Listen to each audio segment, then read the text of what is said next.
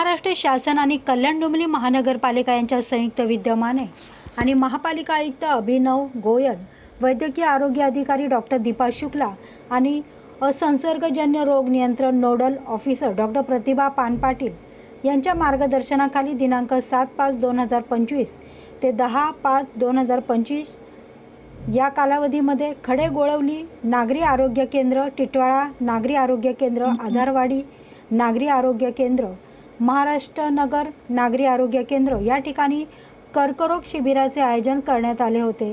यासाठी Thane civil surgeon doctor Kailas Pawar, doctor Ashok Nandapurkar, आरोग्य सेवा ठाणे यांचे सहकार्य लाभले।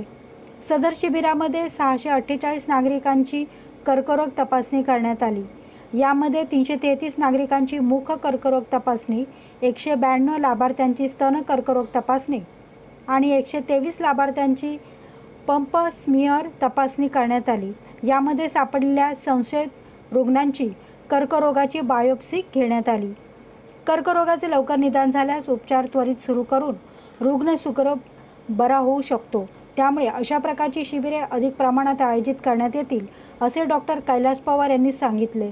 सदर कर्करोग तपासणीकरिता doctor Deepali More, doctor Sonali Mahatekar, doctor Safa Bardi, doctor Bharti Patil यांनी परिश्रम घेतले।